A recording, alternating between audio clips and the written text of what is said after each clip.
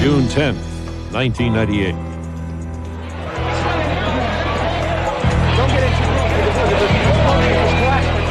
He may have backed the bombers who attacked the World Trade Center.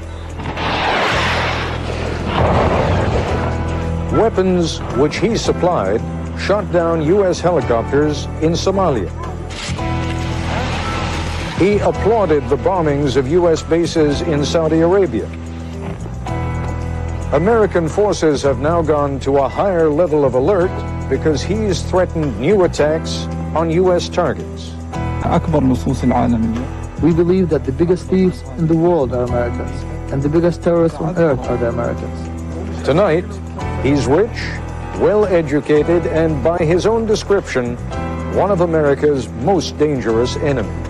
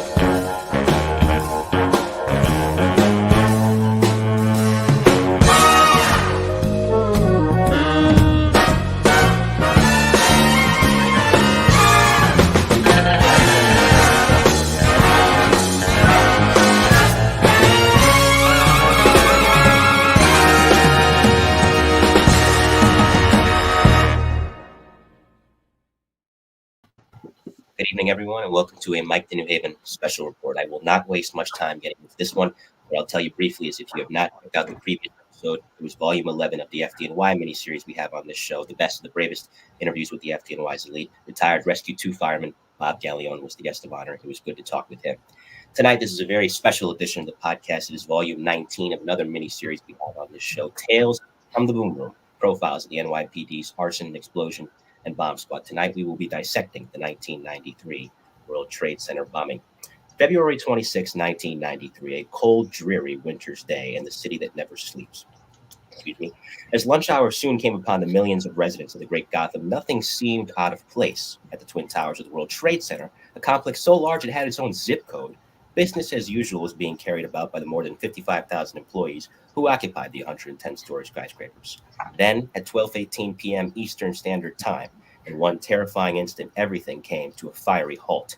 Driving an instrument of death in the form of a truck bomb into the parking garage of the North Tower, terrorist operative Ramzi Youssef and his cohort's subsequent detonation of said bomb generated both literal and figurative shockwaves throughout the city and the world. Tonight, as I said, in a special edition, volume 19 of the miniseries Tales from the Boom Room, profiles of the NYPD's arson, explosion, and bomb squad, I'm joined by the men who were there. Retired NYPD bomb squad detective Don Sadowy, former NYPD Chief of Department Louis Anemone, Rescue 1 firefighter of the FDNY Hank Molle, and Bronxboro EMS Commander Zach Goldfarb all join me tonight to dissect both the response to and the subsequent investigation of the 1993 World Trade Center bombing. Gentlemen, thank you for being here this evening. Welcome. It's my pleasure. Thanks for having us. No problem. So the day itself, I'll go one by one. February 26, 1993. Where were you? Chief Anemone, you start us off. So I was promoted and assigned to the Office of Management Analysis and Programming, January 93.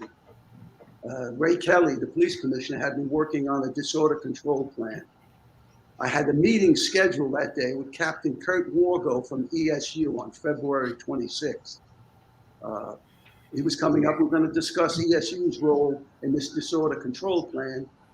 He called and said, listen, there's a little chatter on the radio. Something went off at the World Trade Center. You want me to come into the meeting? I said, Kurt, go to the scene.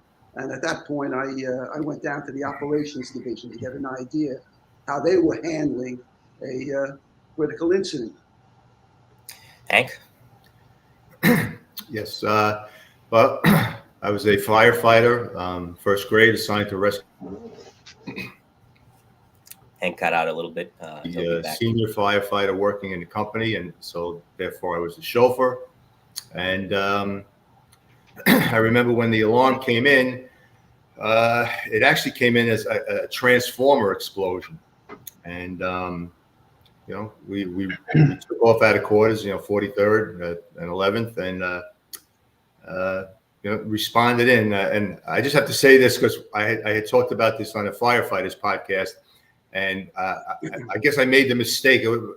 I said it was a clear day, but how many years ago? In my recollection, when I turned off of 34th Street onto the West Side Highway, I could see a ton.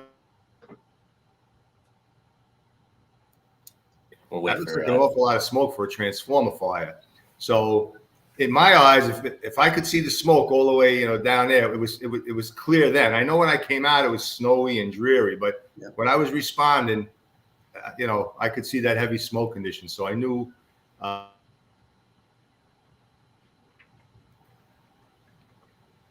All right. So, Zach Goldfarb, where were you? So I was assigned as the Bronx Borough Commander. I was an assistant chief. Back in 1993, EMS in New York City was a third service agency. It was a separate agency. We joined with the fire department in 1996. So 1993, third uniform service agency. And all of our staff chiefs that morning happened to be in a meeting with our executive director. And we're in a meeting. There was always a radio on in the background. So we heard the initial report on the radio, World Trade Center transformer fire. And so I think we didn't get terribly excited about transformer fires in high-rise buildings because they weren't such an unusual event, although I think more likely in warmer weather. So, but then we heard the initial units get on the scene and report multiple patients, which that was unusual. So we had some discussion among the chiefs who were in this meeting, and the boss wanted to keep the meeting going, but we released a couple of chief officers to start heading down that way. I was not one of those first couple, but within just a few minutes, as we heard the incident escalating, we all left the headquarters and headed down to the trade center. So it was, as Hank said, it was a snowy day, and not like heavy snow on the ground, but just snow in the air, as I recall. And we went down there, got there pretty quickly, and it was a very substantial incident involving there. Don? Our squad commander, Walter Boza, heard this come in over citywide. He was up in the office with Detective Steve Dodge. He told Steve Dodge, let's just go down there and see what this is. I think for a lot of us initially, I can't speak for everybody, but I know myself and some of the guys in my squad, we thought it was some type of industrial accident, which we all know happens periodically in New York City. And myself and my partner, Detective Steve Burbridge, we were going over some old case files. So they took off to go down there. Lieutenant Boza stayed, and he sent Steve Dodge back to get us and to call the chief of D's at the wheel and put out a message, all hands on deck, notify everybody off duty from the bomb squad, everybody come in. And we went down there.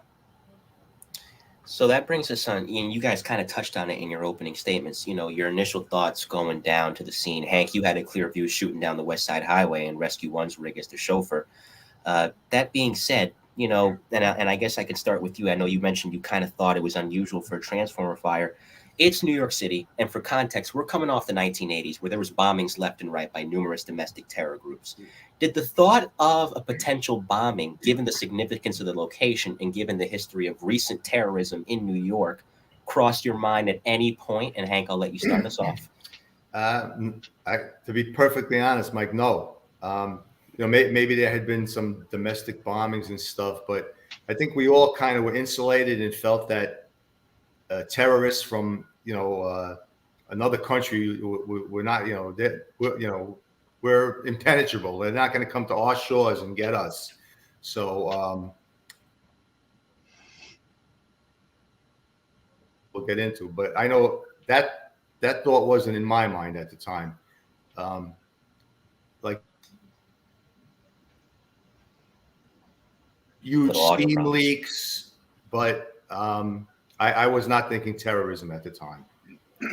Chief Anemone, your perspective was interesting given the fact that you had control over the Special Operations Division previously, so you'd had experience in going to some of these scenes. You remember the bombing at One Police Plaza on New Year's Eve, 1982, quite well. I'll ask you the same question, given the significance of the World Trade Center's location, even if it wasn't foreign terrorism, which we wouldn't find out until later. Did the thought of a terrorist attack initially cross your mind? No, not a terrorist attack.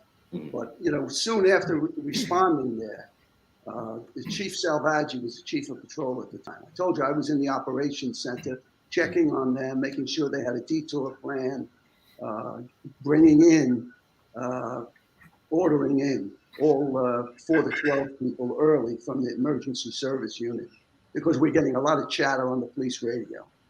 And then Salvaggi called and said he wanted me down there because the new guy in SOD, the exec, the guy that took my spot, really hadn't had any experience yet. So I left an assistant chief, Dennis Ryan, in command at the operations, told him what I had done, and then I shot on down to the Trade Center. So very quickly, once you're there, you report to Chief Salvaggi. He really had no idea what was going on. It was a big fire, some kind of a boom and then a fire. But the emergency service supervisor was Kurt Wargo. He says, it's a bomb. He says, the guys have been down into the basement already.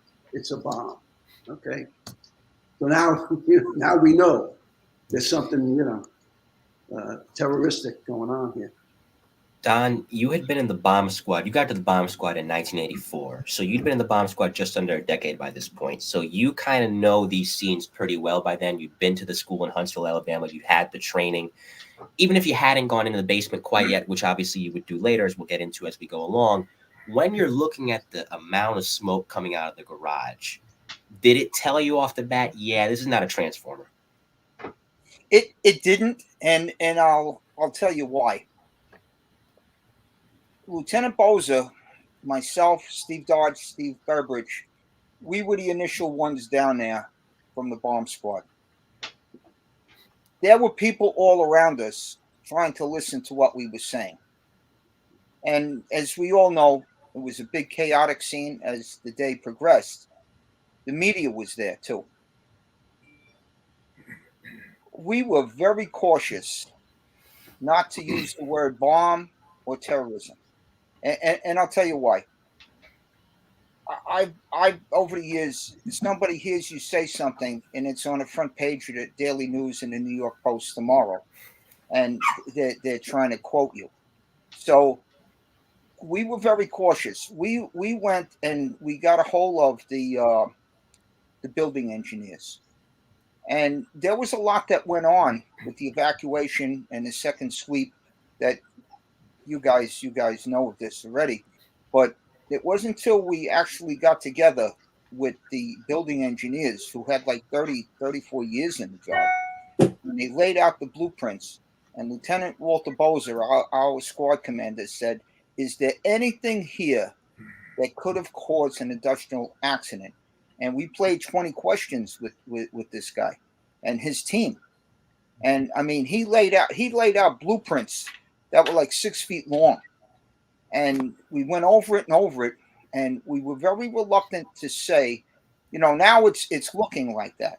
But we were very cautious not to say anything, because that can show up on in the news the next day. And I'm not going to be quoted as the guy that, or Lieutenant Boza, until we had, sufficient proof before we were going to go forward with anything. So that was my observation and my memories of that day. This is volume 19 of Tales from the Boom Room, Profiles of the NYPD's Arson, Explosion, and Bomb Squad. I'm joined tonight by retired NYPD Chief of Department Louis Anemone, FDNY Rescue 1 Firefighter Hank Molle, former EMS Chief with both New York City EMS independently and later the FDNY, Zach Goldfarb, and retired NYPD Bomb Squad Detective Don Sadowy. If you have a question for any of these gentlemen tonight, make sure that you submit it in the chat. And if I don't get to it right away, I promise you I will eventually. So, Zach, as you noted, EMS was a separate agency at the time. It had not, 95, 96 was the time of mergers in New York. The police departments merged in 95. EMS merged with the FDNY in 96. So getting down there, you have probably the most unusual rescue mission to that point that anybody in New York City had ever had on tap, because you have not one, but two essentially chimneys going on here. Because what happened was when the bomb went off, the smoke billowed through the staircases, which caused a lot of the smoke inhalation injuries. A lot of people that when they were coming down the stairs, I'll show a few clips later from Channel 7 and Channel 2 respectively, complained that it was very dark. They could not see. So not only do you have to get to the people that are on the lower levels of the Trade Center, you got to potentially send personnel up to get people who are trapped upstairs. Logistically, how did you go about managing it? So, and it's don't overlook the hotel in the middle between those two towers. The Marriott. The Vista. It was Marriott later. It was Vista then, I think. Hotel in the middle, which was 12 stories in its own entity. So, as you're describing it, there was a lot of smoke going up through these chimneys, and the power was out in the complex. So everything was dark, no elevators, obviously, nothing else working. And so what we had done starting back in the 80s, I was commander of our Special Operations Division. And what we had done was a program we call pre-planning, MCI, multiple casualty incident pre-planning. So we would go to high hazard locations around the city, and we actually developed a book. In those days, we didn't have everything on our computers, so it was a book. And of these MCI pre-plans. And we would go to locations and try and identify if something bad were to happen here, where would we respond to, where would we stage our apparatus, how would we approach the scene, where is a likely place for a command post to be, how would we egress the scene, taking patients to hospitals. And so we put this package of information together. So one of my first thoughts when we got the alarm for the Trade Center was, we have a pre-plan for this place. Let's make sure they're following the pre-plan. And in fact, they did start out to follow the pre-plan.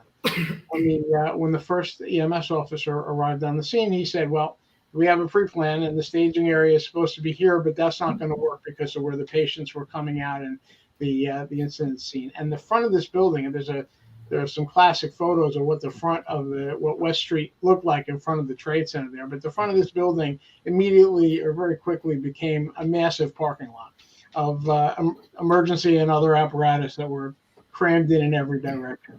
So it started off with setting a staging area in a different location. We ended up setting up one north of the Trade Center on north of West and Liberty, and one south of the Trade Center.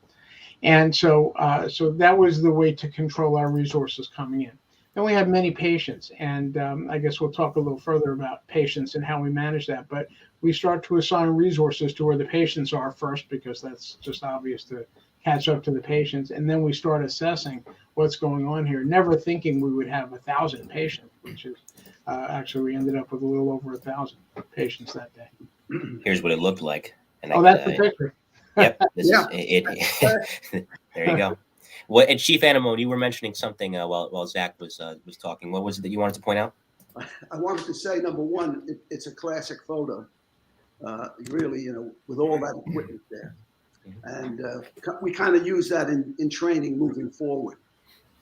But once I spoke to the emergency service people there at the scene, I said, okay, what's our plan? He says, well, the elevators are, not working, and we've got calls coming in to 911 about people stuck in the elevators. They had already gathered the Otis elevator mechanics for the building. So I spoke quickly to the lieutenant in charge. I said, we have a high-rise rescue plan. He says, yeah, Chief, but, we've never, put it into play. I said, well, we're going to have to try it today. Find out if these mechanics will allow us to airlift them to the roof, and we'll see if we can get these people out of the elevator. Now, Hank, I'm going to get back to you in a second in regards to the FDNY portion of rescue operations, but I do have a question here in the chat, and it comes from FDNY Riggs, and he says, or she says, did they have any security cameras back in 1993 within the World Trade Center complex, or were they all pretty much installed post-93 bombing during the renovations? Don or Chief Anemone, you can answer that. I don't remember seeing any videos. Don? Yes, Chief, there were, and I became aware of it well after the fact that we were, I'm going to say probably Tuesday. It happened on Friday. Right. Tuesday, the FBI had agents contacting people in the Port Authority, and that there were surveillance. I don't know if I call it surveillance. I would just call it security cameras. Security cameras. That there was a lot of footage to look at, and actually I was pulled out. I think it was Tuesday or maybe Wednesday, something like that. You know, it's been a lot of years, but it was somewhere in the middle of the following week. One of the group supervisors from the FBI, because you know the bomb squad, we had worked with them a lot over the years, you know, on different cases. So you know, people knew each other, and they asked me to go with them to go view some of this footage. And if my memory serves me correctly, they did see the limo. There was a Lincoln Town Car limo and the van. And basically, it was that the two vehicles had entered in through like the service entrance of the garage down to the B2.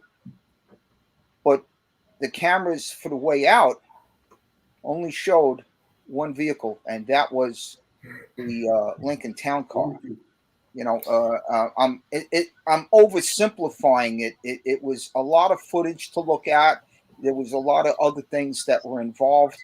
But there was, I won't call it surveillance. I'll call it, there was security camera footage, and it was on the old VHS tapes. Yeah. Thanks for pointing that out. It gives better perspective into, of course, because there is a clip later on I'll show from John Miller's 1998 interview with Osama bin Laden that does show interesting footage to your point. Hank, to give context to the audience that may not be from New York, Rescue 1 is one of the true elite rescue units, not just of the fire department in New York, not just in the country, but in the world. There's 5 of them throughout the city, 1 for each borough. And the biggest fires, not even fires, the biggest emergencies they go to. And if they can't get it done, then nobody can. So that being said, responding down there, what was Spanky McAllister was your commanding officer that day? What did he need you to do at that moment? You mean upon arrival? Yes.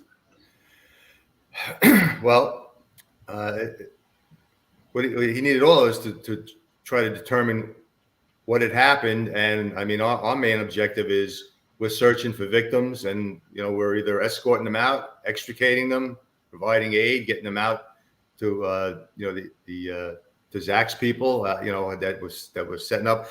You know, you have to remember, my view of this whole day is a lot different than the other 3 guys we're talking to. I'm on the initial response. I'm whipping down the West Side Highway. Really, the only other people that were there ahead of me was maybe the first alarm assignments. You look where our rig parked. Not that I knew that the ramp is where the terrorists went in, but I pull up. I have smoke coming out of different places in the building. I got smoke coming out of the ramps. Yeah. There's smoke coming out overhead doors that I said was blown off. I'm, you know, again, we're talking a long time ago, but at that point, maybe things weren't, you know, they were starting to compute. Like if this was a transformer explosion, this was a pretty big explosion to do what it did. So I stopped the rig. They're gone. I'm the chauffeur. I can't drive with my mask on my back or my turnout coat. So I go to the back of the rig, open my compartment, I'm putting my turnout coat, getting my mask on.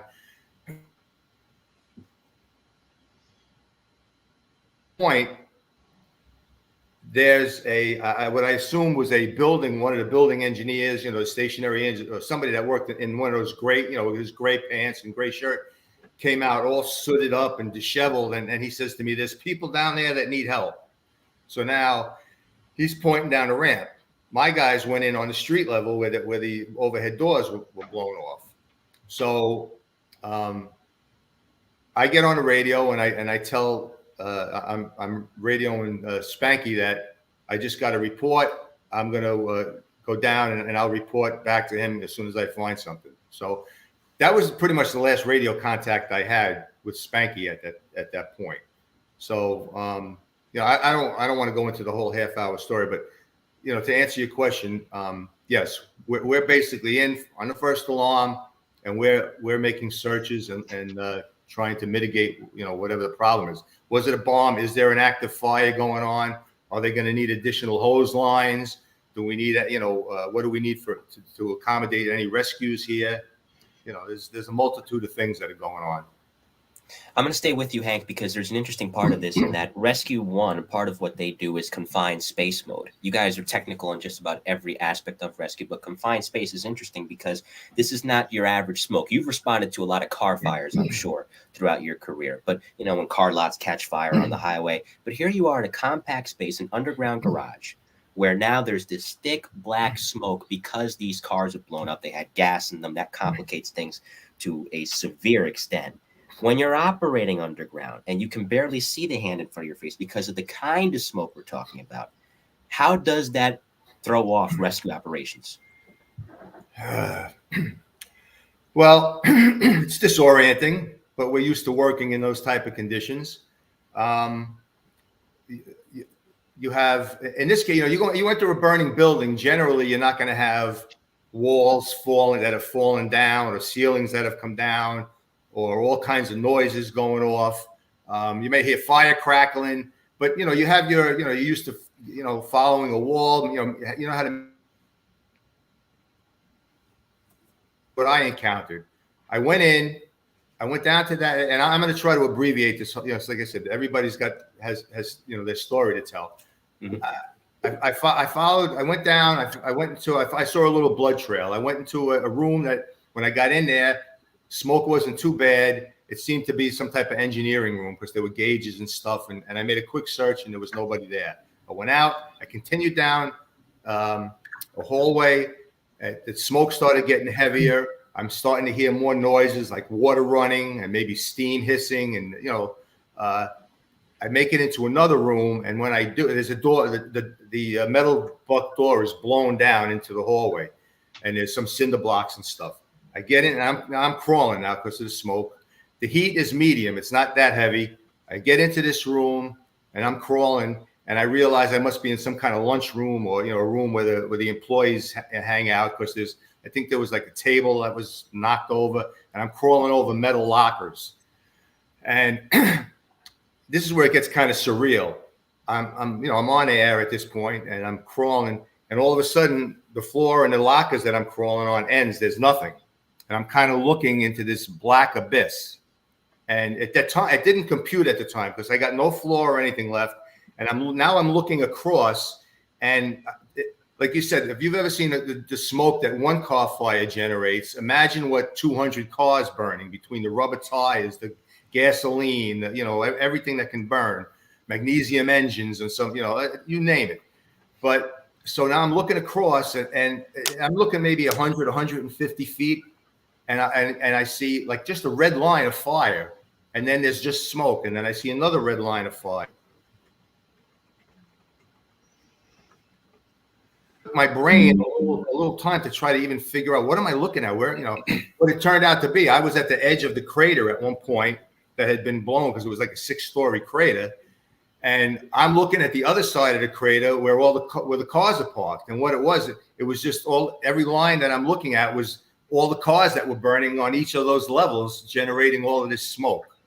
So, like I said, it was very surreal, a tremendous area, generating a tremendous amount of smoke. I mean, as you guys saw, you all got there and saw the amount of smoke. You think about that; those towers on any given day had 40,000 people in them, yeah, plus the visitors and stuff. So you have a mammoth undertaking with all these agencies just trying to get people down to the street level and getting them out.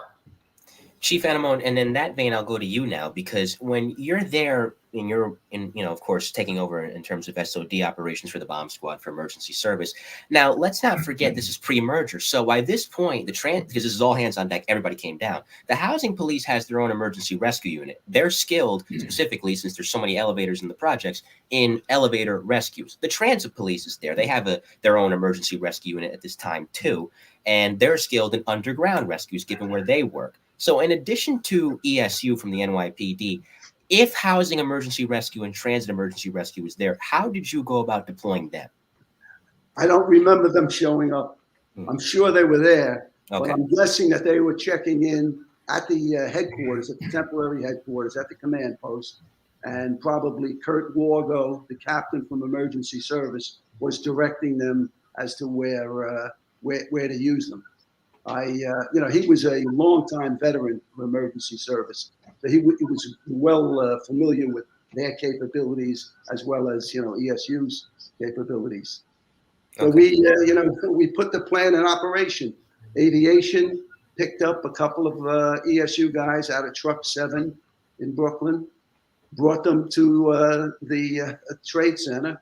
They rappelled down, cleared a landing space up there, 4 helicopters, and we proceeded with the Otis elevator and emergency service people. And Zach, I'm pretty sure that we had EMS also airlifted to the roof. You remember any of that? So my recollection of the helicopter operations as far as medevacs, I know we took about 25 or 30 people came off the roof. Right. They set up a landing zone just north of the World Financial Center, Liberty and Vesey. And it was an empty lot there. It was an empty lot at the time, right? Yep. And they were operating there. I'm not aware that we had anybody on the roof brought in by helo, but they were landing there, offloading patients, and we were transporting from there. Good. All right, so I'm going to chime in for a second. Sure, go ahead. Somewhere around 9 p.m., not quite 9:30. I remember this distinctly because we stood back as the FD went in there to rescue people and put the fires out. But it was around 9 p.m. We were standing with our Lieutenant Walter Boza, and somebody over citywide, they were doing a second sweep of the interior of the building. And of course, they weren't using the elevators, and they didn't know how much physical damage was actually done to the structure. So I remember this pretty distinctly. We heard it over citywide that there was a suspicious package, possible bomb, on the 86th floor.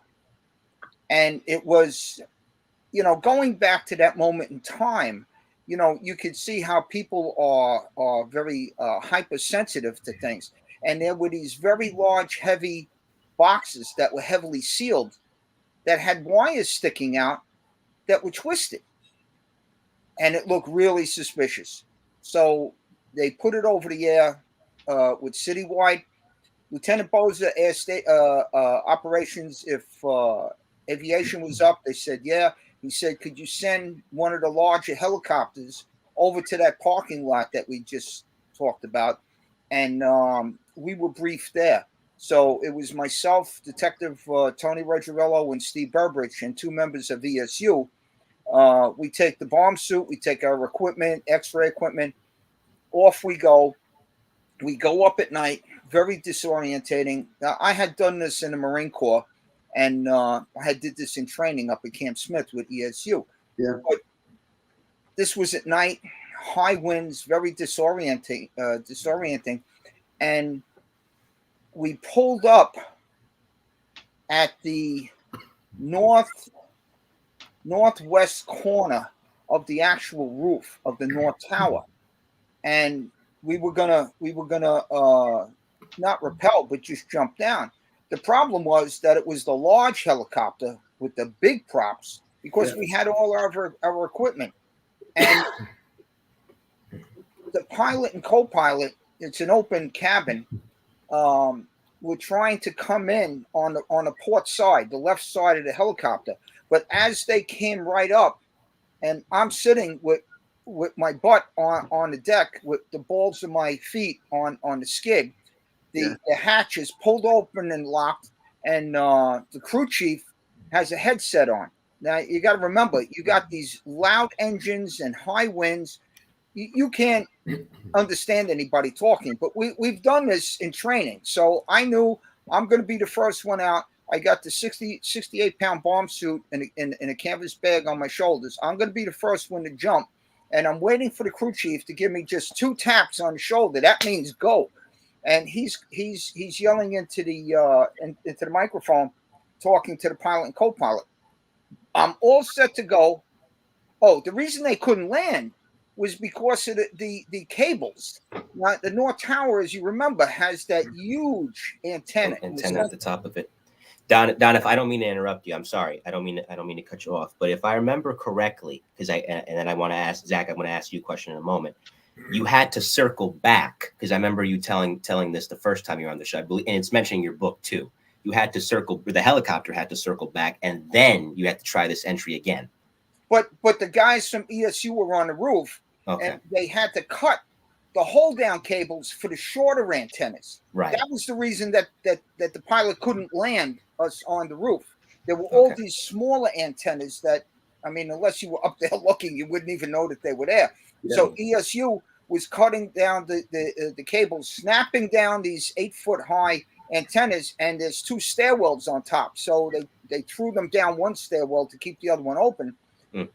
I'm looking down, the helicopter pulled to starboard side. I'm looking down 110 stories. And let me tell you, I was pretty scared. So my partner and the crew chief and ESU, everybody's trying to grab a piece of me like Humpty Dumpty to roll me back because I'm top heavy. The crew chief is screaming into the head mic, and the co-pilot looks over his shoulder because it's an open cabin, and all of a sudden they bear it hard right and drop about 100 feet to roll my fat butt back into the helicopter. The crew chief is screaming, trying to unlock and slide because it's a sliding hatch door on the side of the chopper. And my heart was in my throat. They dropped down to almost street level, and they're opening up the throttles, and we're heading south. Now I'm looking, I remember, it's very disorientating at night, and all I could see is the face of the Statue of Liberty. We're heading right toward that. We fly over her. We bank hard to the right, and we come around for a second pass. And I will tell you, I was scared. My heart was in my throat.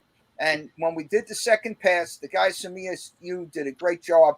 They cleared those shorter antennas, and we hovered over, and we literally jumped down to the roof. We didn't rappel. And then Zach, we went down and we cleared the package. Zach, one thing I did want to ask you, and I remember you telling me that the first time you were on the show, and again, if you want to read more in depth, get Don's book because he describes it's pretty funny, and it's a light moment in a dark day.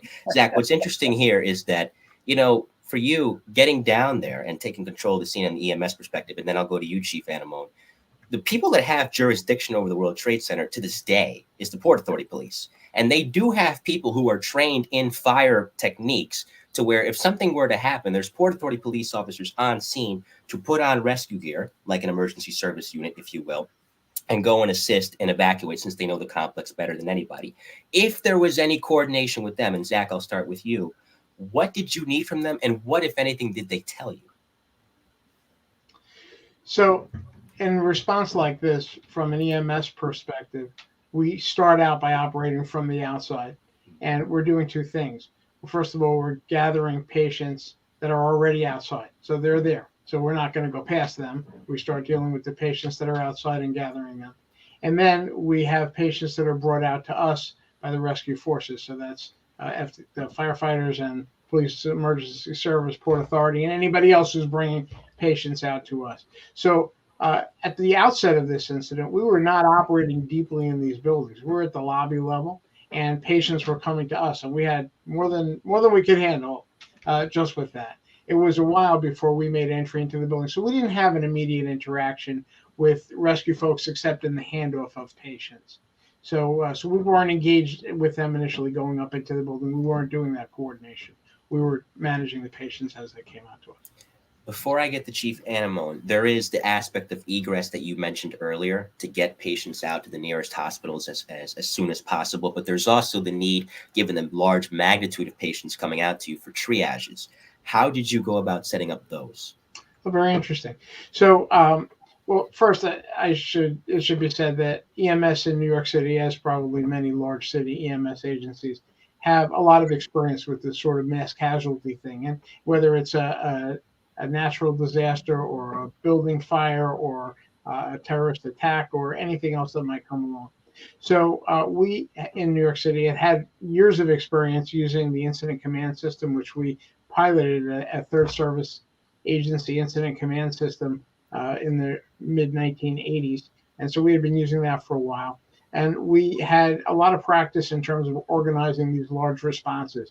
Every year we did major events like the New York City Marathon, where we treated, depending on the weather, could be hundreds of patients at a time in a day event. So our troops and certainly our officers, our supervisors, had a lot of experience in organizing this kind of response and managing it. That said, we had never had anything like this, and I think none of us had ever had anything like this event, but we had the groundwork laid for responding to a big event.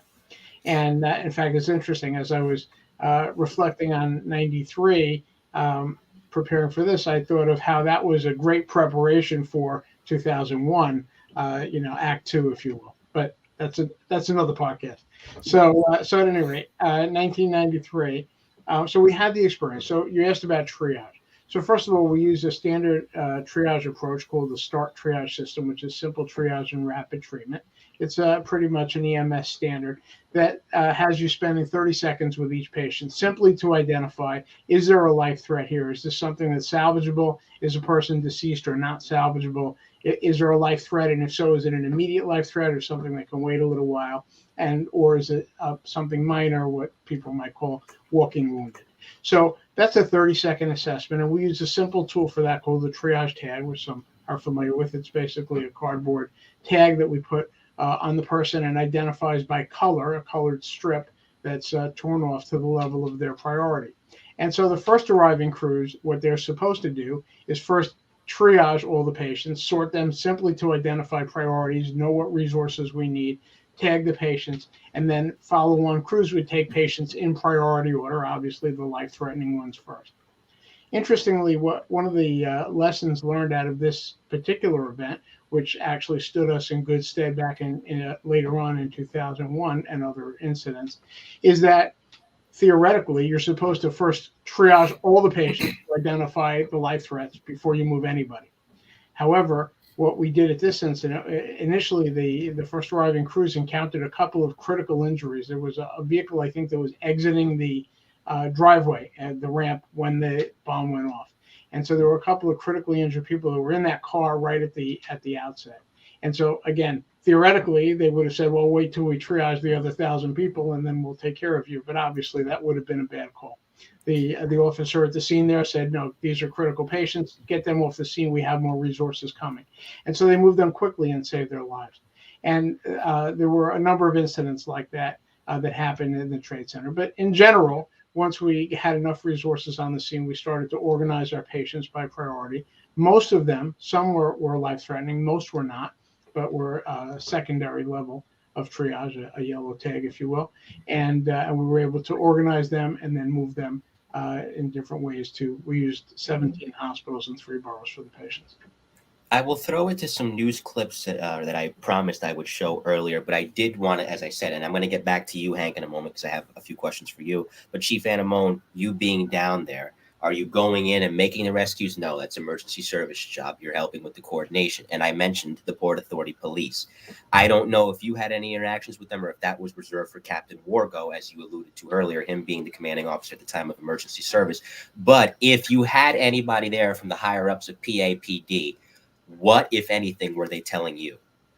Well, nothing initially. Okay. And not for a couple of hours. We were kind of busy, coordinating the trips to the roof of the Trade Center, evacuating people who needed help, sending more officers up there.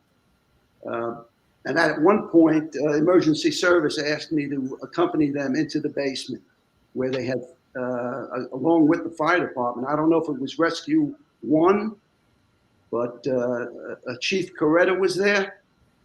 I don't know if Hank knows the name.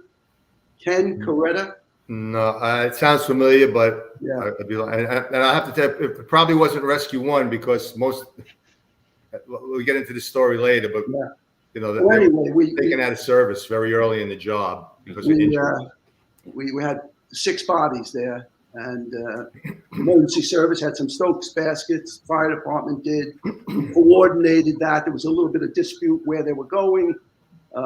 We explained that this is an explosion. It's a crime scene. It's a police department lead on this. This is not, just a fire case. So we took them to a temporary morgue.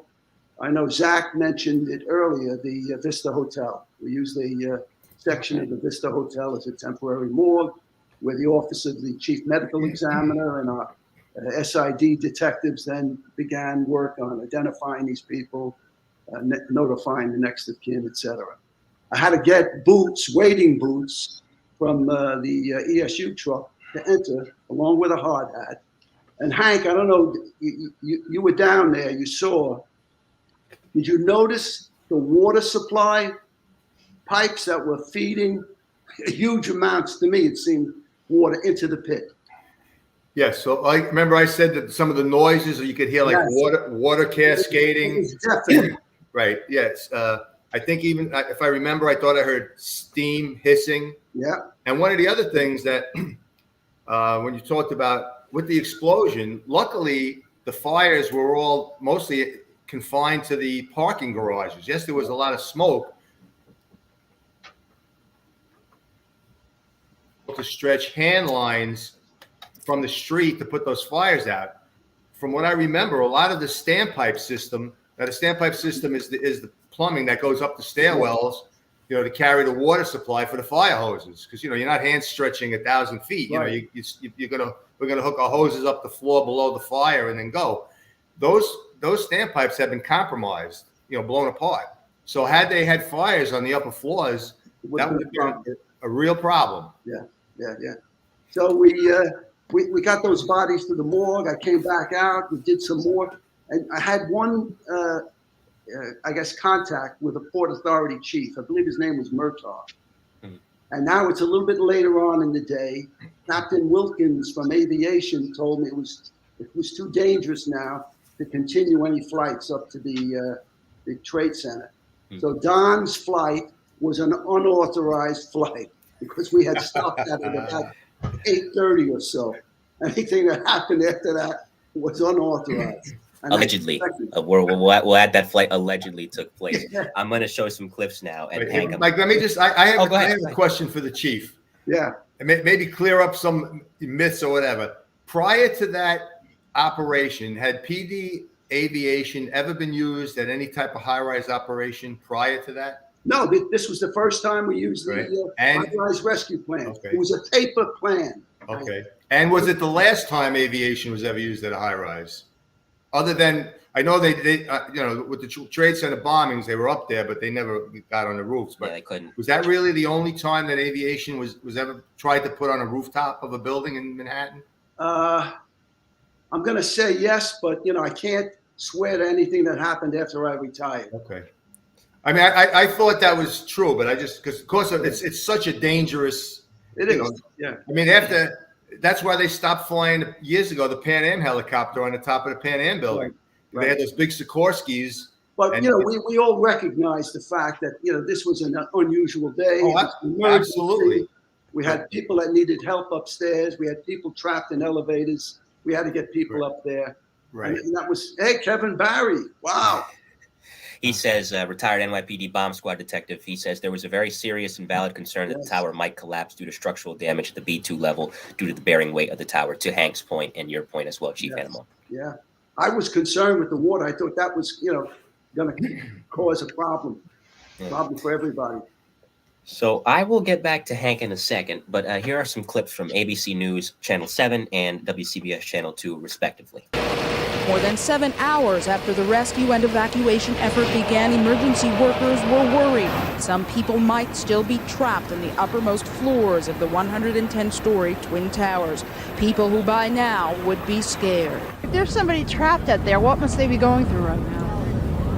Panic, a feeling of total isolation, the forgottenness. The world has just forgotten them and they're all on their own. All afternoon, they'd climbed the stairs going floor to floor. Early on, it was a slow process, trying to get thousands of people out through smoke and darkness. We will go every floor, floor by floor. You have a methodical type of, search and you make certain that you cover every area, and every elevator has to be open. We have to be certain that there's no one in those elevators. The rescue effort was more grisly and difficult down below, near the epicenter of the violent blast. That's where firefighters saw people dead, trapped in their cars, and where they found themselves having to rescue one of their own. We were searching for people, and all of a sudden the floor wasn't there. It fell into a hole, about 60 feet. He's got 2 broken legs, and I hope he's going to be all right. Firefighters tell us it was Kevin Shea who was injured. 2 years ago, he made headlines with this daring rescue. Tonight, he may no doubt be in pain. 12:18 p.m., World Trade Center Tower number 1 became a tower of smoke. Hundreds of workers and visitors were first stunned by the sound of the explosion, then attacked by clouds of fumes and debris. I was sitting in my chair, and all of a sudden I just felt an explosion. I flew out of my chair, and they just made us evacuate the building within like 15 minutes. You work at an office on the 25th floor. What did you hear or see? I actually saw the wall shaking. I thought it was an earthquake or something. Like all the computers went off, everything just went off. It sounded like a bomb or a bang or something, or a pop. I can't really explain it. How much smoke was there? There obviously was some because you're covered with it. How much did you see, and to what extent were you nervous about it? We were on the 25th floor and going down till about, I'd say, the 10th flight. There wasn't that much smoke. From 10 all the way down to 1, you couldn't really see anything at all, and it was dark, and people had flashlights, and they just helped everybody out of the building. And was anybody telling you what to do? How did you know what to do? There was somewhat panic, but we just kept following everybody else down the stairs, and everyone was going faster, and just telling everybody to cover your mouth and keep your head down. But it just kept getting darker and smokier as further you went down. Fire Commissioner Carlos Rivera says despite problems up and down both the Trade Center Tower and adjacent Vista Hotel, the explosion and fire happened in an underground basement. The fire was concentrated in one area, in that B2 level, and what they were trying to do is to deal with the people that were trapped in the other areas because of the smoke condition in the upper floors. And where did the smoke go from all the way down there to where? To the 96th floor. We had people that self-evacuated. From the 96th floor, we had people from the 48th floor that firefighters removed. Arriving ambulances were confronted with 2 dead victims, literally hundreds of injured, and at least 15 hurt seriously by flying debris. It was the first fresh breath of air these people had inhaled in hours, and the first time they could see anything more than the person on the stair in front of them. But as they emerged from the smoke-filled stairway, their faces darkened with soot, handkerchiefs covering their mouths. The fear began to fade into anger. That place is a death trap. Let me tell you something. There was smoke where there shouldn't be smoke. I was on the 107th floor, and we heard the bang, and that place filled up in 5 minutes. Well, first we was told to go down the wrong stairwell. Then we came back and went down the right stairwell. Falling glass rained from above. People still stuck upstairs, forced to shatter windows in order to breathe clean air. That created a dangerous path for those waiting to evacuate the building and those on their way out. Keep on walking, thank you very much. So on the point of the broken glass, that's an interesting point, and Zach, be ready because I'm going to go to you in a second. As promised, Hank, Kevin Shea, for context, he was looking with Gary Geidel, and his daughter's watching tonight. Hello, Tilly. She's in the chat. And they were searching for victims, and unfortunately, because it was, I guess, as we covered earlier, it was impossible to see, Kevin slipped and fell a great, frightening height down and was critically injured. And immediately he was evacuated out of there. Thankfully, he's doing okay. He survived, and he's still with us. And he talked about his experiences on the Getting Salty podcast, as you noted off the air, Hank. And he was rushed to the hospital for treatment. But you didn't know about that until way later. And that touches on a point that not only affected rescue operations in 1993, but would really come home to roost in 2001. You described it previously the first time you were on the show as a no-impact day. You can't communicate with people on the outside. They can't communicate with you. In a situation like that, it's very easy to get frustrated. It's very easy to get disoriented. What helped you stay focused? Well, first off, anytime you're operating in what you feel automatically are a lot keener, you're on adrenaline, and you're using experience. At that point, like for me, I believe I had 14 years on the job. I worked in a busy truck company in Brooklyn before I went to Rescue 1. And, I knew, once I was in the type of area I was in, and I was remote, at that point, like I said, and this is just getting into what you're talking about. As I make a search, I radio to my officer and say, like rescue show for the rescue. I'm on the B2 level, I've made a search of this room, negative, or I've got somebody, I need assistance. Once I got down to the B2 level, every time I tried to contact my company on the radio, I had nothing. And then anytime I tried to contact any other units, I had nothing. So a lesson on how poor our radios, operated in that situation, in a high rise, in a, when you had, twisted steel and concrete. It was pretty archaic. Even when we would have a subway fire back then, we would have a radio relay, which, the truck company, first two truck company would set up a relay where the chauffeur was at the street level, then at the bottom of the stairs, the roof man would be there, and then like 100 feet down the platform, the outside vent man. And you had to do this radio relay just to get a message up to the street level and then to the chief to say what you needed. And Chief, you might know the answer. I think you guys might have had better radios at that point. I don't know whether it was the wattage or, but back then, I believe, or at least the transit cops, they could communicate underground and stuff. We didn't have that capability, and it really came to fruition at that 93 bombing. And we didn't have it either. The transit cops had better radios that worked downstairs, but may not have worked upstairs. Right. Well, you know what? They may have had a lateral, a horrible, but ours back then were horrible. So I mentioned that the sergeant from ESU, J.R. Garcia, had physically come up to tell me they had an issue in the basement with the bodies. Okay, so you were having the same problems. He couldn't reach me on the radio. He had to do it physically, and then we went down. Right. Zach, as if you didn't have enough problems with this rescue operation, they mentioned at the end of the report the broken glass. Now, it's not their fault. The poor people, they're up there. They're in a lot of pain. And we kind of unfortunately saw this again 8 years later in an even more horrifying incident. So now that that's coming down, listen, anything falling from that height, it's not just going to hurt you. It can kill you. Yeah. So when you're having to grapple with that, what did you do to adjust to that on the fly? So a couple things. First of all, the use of personal protective equipment is so important. Helmets, coats, gear that's going to give you some measure of protection. Obviously, if it's a big piece of glass, it's not helping you. We were very fortunate in 93. I think perhaps a relatively few people were breaking in a relatively isolated area. I'm not aware of any of our members that got struck or injured by falling debris there. Unlike 9/11, when the first firefighter fatality was actually killed by debris that fell from above. So, and others. So, however, what did we do? So you try and stay close to the building. So you're inward a little bit until you can get to a clear area. You try and look for areas that are free of debris or where you don't have that hazard. And you get lucky, honestly. You're just fortunate because you can't always see what's coming over your head.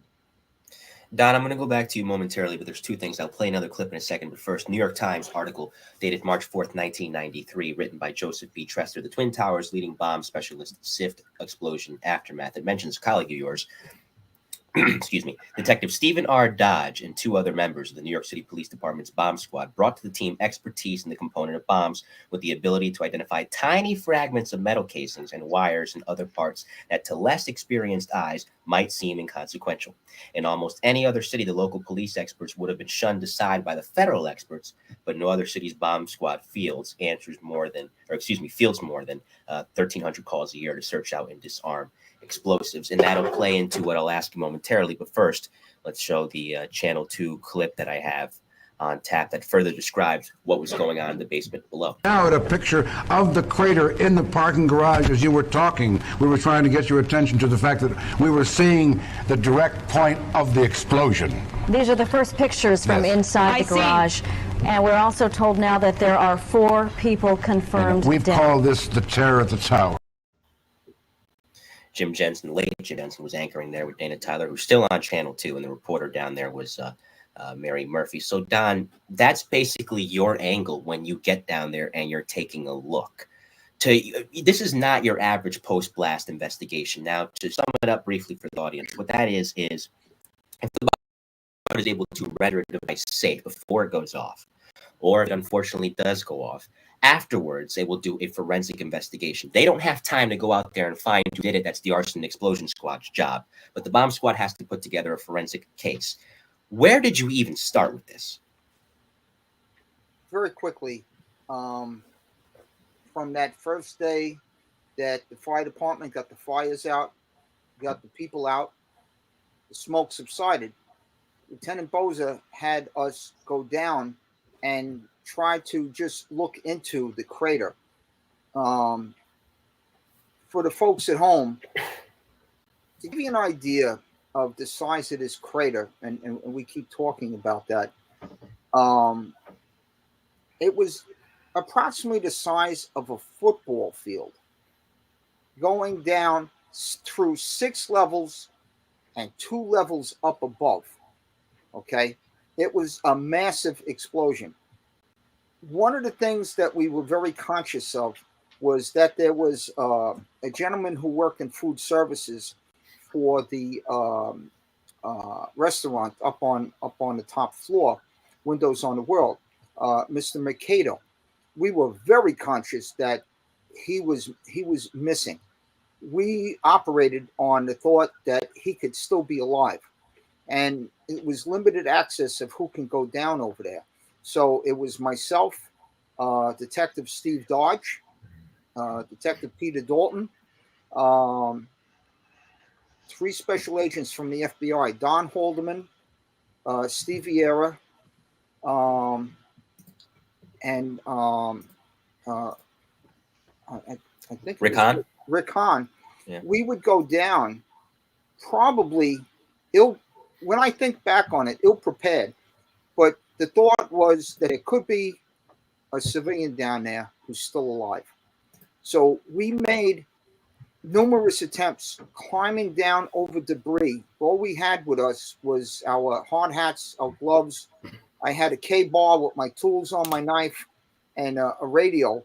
And I mean, we probably shouldn't have done it, but we knew that this man could still be alive. So we made several attempts going down to different levels, all of us, and branching out and taking the back end of my knife, the K-bar, and banging on a piece of cement or a piece of pipe, calling loudly for Mr. Mercado as the others did.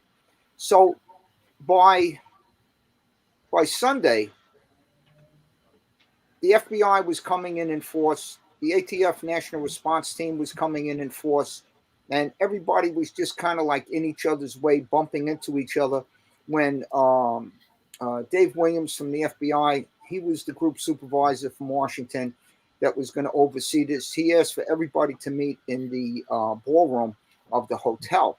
And I have to tell you, for those, and you guys I'm sure know this, but for those at home, it was a very sobering moment because the bomb went off at 12:18. And the reason we know that was all the hardwire clocks that were up on the bulkheads in the hotel were blown off the wall and stopped at 12:18. When we walked in that ballroom, there was a gigantic hole, probably about 16 feet wide, and it pedaled up with metal and the cement and blew a hole all the way up through the plaza. That was where a group of children were going to have a sports award luncheon at 1 o'clock. Yeah. And that's where we met. And that's when the FBI boss said, listen, and it was the first time I ever heard this from the FBI, that they can't handle this alone. It's going to take all of us, all the agencies working together to try to solve this case. Long story short, I worked with the FBI on numerous occasions. I was asked, since I was familiar with bringing, going down looking for Mr. Mikado with the other detectives and agents over the last 2 days, if I'd be willing to bring a team down of forensics people. And I said that I would, and I said it's going to be pretty hairy. It's going to be pretty dangerous. It's not no walk in the park. There were no ramps. There were no stairwells. There were no floors. You had to climb over debris, and you could have a landslide by just stepping on the wrong debris. And that's I brought the forensics teams down there. Before I get back to you, Hank, Kevin Barry, retired NYPD bomb squad detective first grade who served in the unit from 1983 to 2002, says the lack of fire escape training to inform the workers as to which stairwells to use and how to transfer at sky lobby floors caused a major evacuation issue. Hank Molle, there's something that we didn't get to the first time you were on the show, and I promise we'd get to it tonight. Ronnie Bucca, by this point, was a fire marshal. He was gravely injured at a fire in 1986. They called him the flying fireman because he managed to land on either like a fire escape or some wiring. What was it that he landed on that prevented him from? He fell over the 5th floor fire escape when he was trying to pry the window gate off to get to the trapped lieutenant. Okay. And when he put all his, he wasn't a big guy, but he was a strong, wiry guy. And he put all his weight behind it. And when the window gate popped, it hit, the momentum threw him over. He went down 5 stories. But about what we found out from the building super, about 2 weeks prior to this fire, they had put new security lighting in the courtyard of this, apartment house, and there was a piece of 3/4 inch conduit that they ran the wiring for this security. And on his way down, and he was always squared away. He always had the buckle, on his bottom of his mask. So the bottle was straight on his spine, and when he came down, the bottle hit the piece of conduit, bent it like a V, spun him around, and he hit the ground face first. But he lived. I mean, he fractured some vertebrae in his back. He fractured his kneecaps. And actually, when we got to him in the ground, he was face down, and we still had the old boots then. We didn't have the bunker gear. That was the year we got bunker gear. But the old boots, when we got to him, his feet were facing up. So we thought, my God, both his legs are like shattered. But what it was, when he hit the ground, the impact pulled the boots down off him somewhat and spun around. So, luckily, yeah. So, he was out about 1.5 years. They told him, you'll never come back. But, I guess the Green Beret in him said, no, I'm coming back to work. And he did. And he came back to Rescue 1 for a while. But I think even he realized his body couldn't take the punishment of the firefighting. And he took the fire marshal's test and became a fire marshal. So at the time of that bombing, he was a fire marshal. And we'll stay with you, Hank, for this reason. So to give context to the audience, in New York, it's different elsewhere, but in New York City, a fire marshal is equivalent to a police officer. If I was committing a crime, not that I would, because my mom would kill me, but if I was committing a crime in the presence of a fire marshal, he has just as much right to arrest me, or she, as a New York City police officer will. They carry guns. They have the same codes that NYPD cops do. They have full law enforcement powers. And in addition to that, he was also an intelligence officer with the United States military. The night of this bombing, when Kevin Shea was in the hospital, he made it a point to go to you guys at Rescue 1 and tell you some very valuable information. Tell us what he told you. Okay, so that evening, I was working the day tour, so they switched us out. Well, half the company was at the hospital with Kevin Shea, which we're not going to. They'll have to watch the other podcast they did to they said with radio communications. I never even got hooked up with Rescue 1 until later on. And I came up to the street and saw that iconic picture. When I went down, there was a couple of fire trucks. When they came up, it was you had to squeeze in between trucks to get down that street. So Ronnie stopped by the firehouse, see how everybody was doing. And we're sitting at the kitchen table, and he says, there's a group called Al-Qaeda. And he said, and I guess from the military, he said, nobody wants to hear us. He said, but this is a group called Al-Qaeda. And he said, what they just tried to do was knock that building over by taking its foundation out. And when this group doesn't accomplish what they want to do, they will come back and hit that same target when it's convenient for them. And sure enough, 8 years later, they hit that target. Ronnie was the only fire marshal that made it way up into the building, and he was the only fire marshal that got killed that day. And he was the one warning us about Al Qaeda 8 years prior. Hey, Hank, you gave me goosebumps. I swear to God. It's and actually, now that we're all 1,000 Years for Revenge. Yep. I forget, it's Peter something or other. Peter Lance. Okay, but and he chronicles everything from the 93 bombing that led up to 9/11, and Ronnie is one of the people that he really gets into the into the book about, because Ronnie had a lot of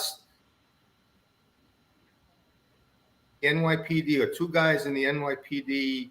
I don't know if it was the bomb squad or something to do with terrorism maybe, and the female FBI agent. And the four of them were gathering a lot of information, but or anything. And unfortunately, we had 9/11. But that book really is a pretty good read.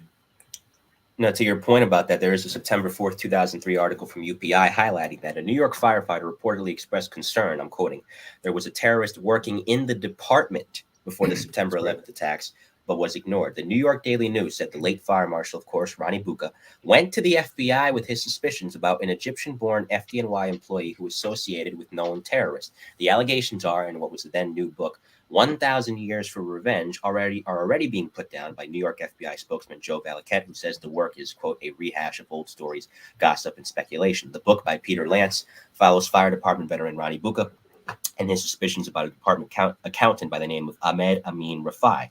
Bucca was alarmed, and this is the part that gave me goosebumps when I was doing prep for this show, by Rafai's association with the blind Sheikh Omar Abdel Rahman, who was convicted of conspiracy in the 1993 World Trade Center bombing, because in 1990, as the article concludes saying, Rafai took a pile of Trade Center blueprints that had been tossed out by the FBI, the book says. And when By the the complex FDNY. by the FDNY, my apologies, thank you.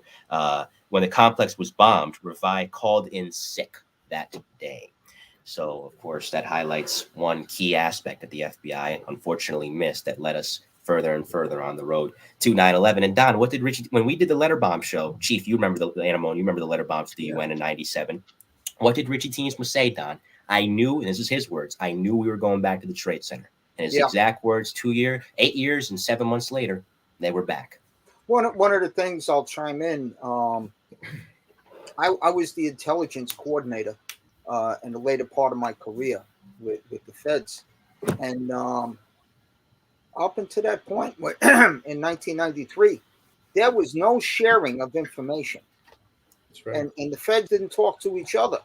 And they certainly weren't talking to us. I finally got my government clearances with 3 agencies after the 93 bombing. And even with that, it was very limited. If you had information, you played it close to your vest. And it was very eye-opening for me that things were not shared, and there was things that were out there, and unfortunately nobody was sharing it. Nobody wanted to hear anything.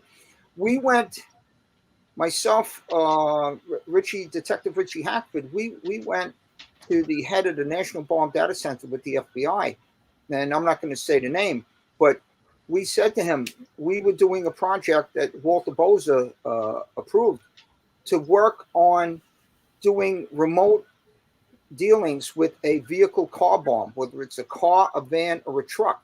Now, this was 1992, and nobody believed in us.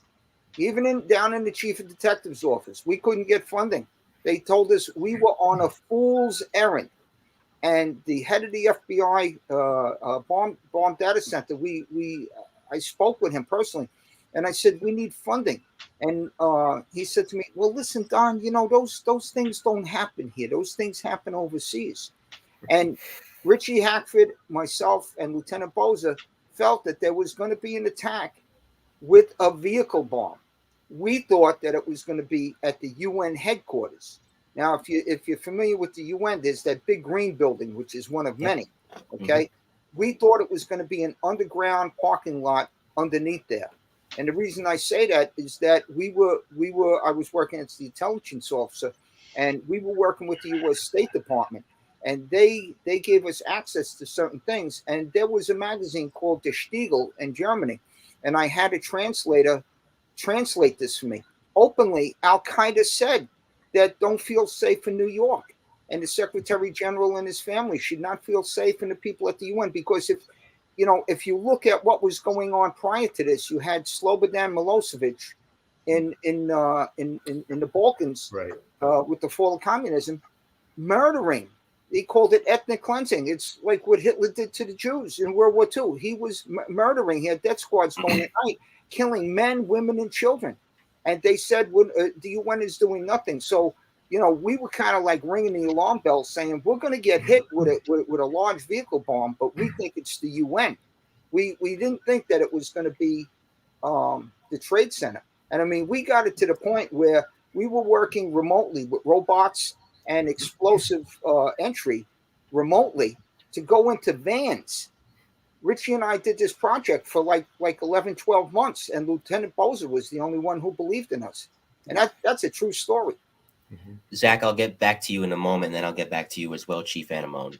But I have two names of my own to mention. John O'Neill from the FBI was another one who warned way before anybody really knew Osama bin Laden and Al-Qaeda are a threat. And again, Don Sadowy, I mention his name often because I want to keep his memory alive. Claude Richards from the Bomb Squad, another guy that warned about them coming back. Well, if you ever pay a visit to the Bomb Squad, they have a memorial wall. And I get goosebumps saying this, and I get a little choked up. And it has 6 members of the Bomb Squad that have been killed. Read his plaque, Detective Claude Richards, World Trade Center, September 11th, 2001. That's what it says. And his name should not be up there, nor should his plaque be.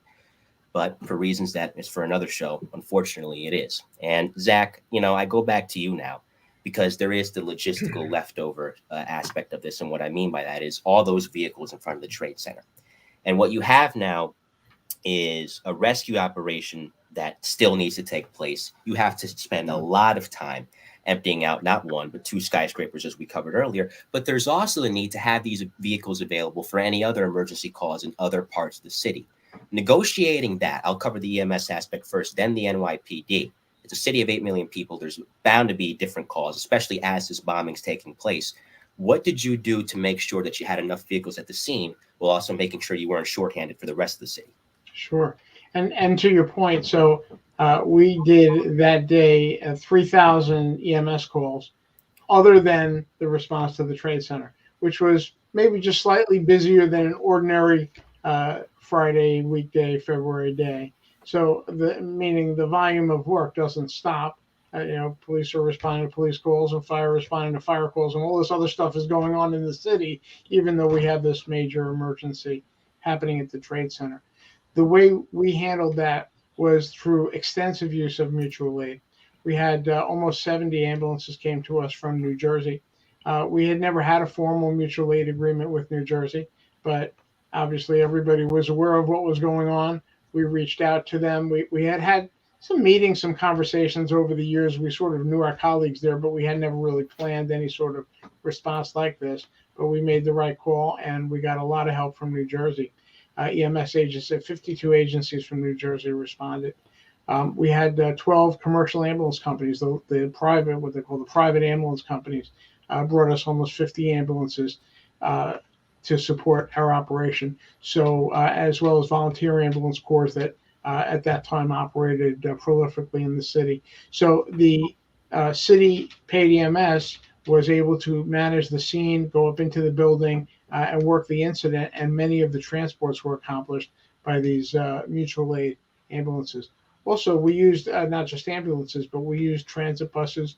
We commandeered some school buses that were at the Trade Center, had brought, I understand, kids in for tours that day, and they were there, so we loaded buses up. And when you have a busload of patients, you could put 20 or 30 or 40 patients on a bus and go drop some off at several hospitals along the way. It's an economical way to move people who have not life-threatening injuries. Obviously, the more acute patients or the life-threatening patients you want to move quickly in an ambulance.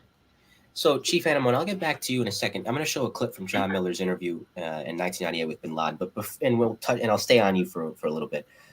From the logistical aspect, from your point, yes, you have ESU down there. For context, there's 10 ESU trucks that cover New York City, and there's 3 for the borough of Brooklyn, 1 for Staten Island, 2 for Manhattan, and 2 for the Bronx. So obviously, there's 400 cops in ESU. You have a lot of them. It's all hands on deck down there. You also have patrol officers down there. Now, patrol officers can't do as much as ESU can, but if you had any hand in deploying patrol cops into the scene, what did you want them to do, and how did you manage making sure there wasn't too much personnel at the Trade Center that the rest of the city, particularly the borough of Manhattan, couldn't be covered? Well, we went to 12-hour tours rather quickly that day. So that was a decision that kind of made things a little bit easier to handle. We called in the task forces from Manhattan North and Manhattan South. We had the day and the evening task forces there. The fire department and the Port Authority approached and said they wanted to do that secondary search. You had it on the clip.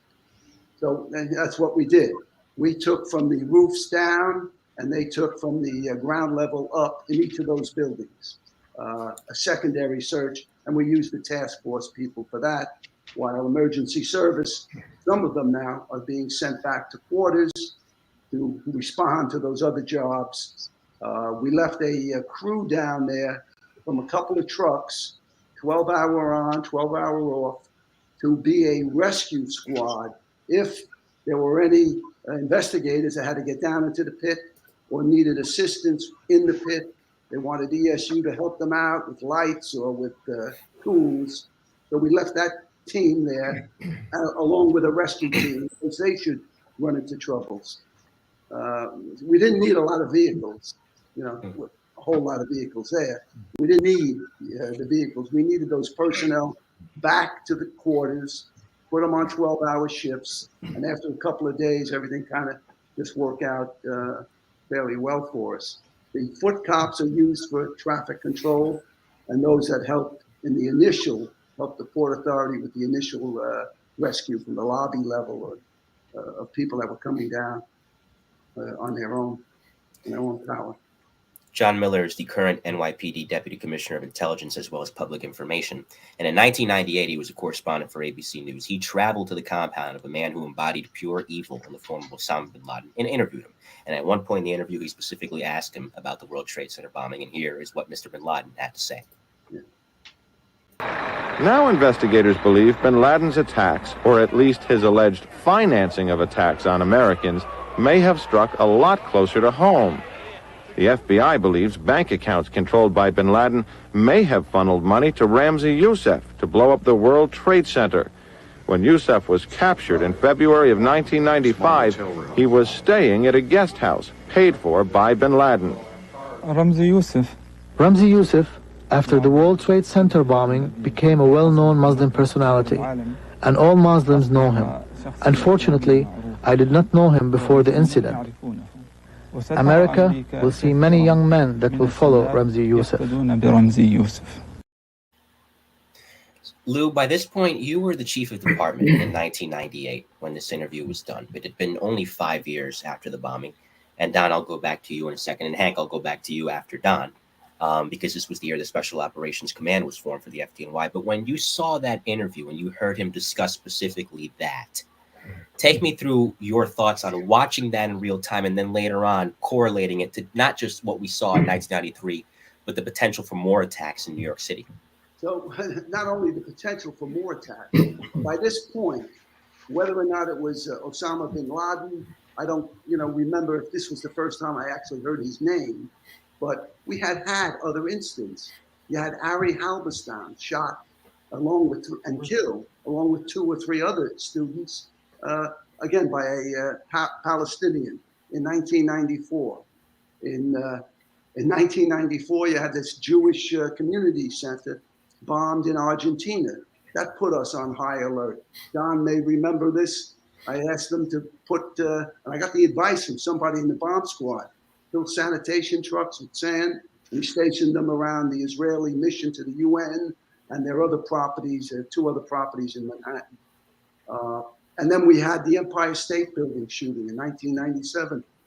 So, the hairs on the back of my head were already, raised up for the possibility of terrorism in the city.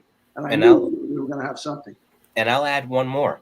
1997, we get the letter bombs to the United Nations. Yep. We also get the attempted bombing of the Atlantic Avenue subway in July of 1997. Right. Yes. Let's backtrack as well. 1990, where it all began, November 5th, 1990, Meyer Kahane gets gunned down. the Jewish rabbi gunned down by El Said Nosser, who, as I covered in previous episodes, was later linked to this bombing. And guess who paid for his defense fund? Osama bin Laden. There you go. So it really began back then in 90.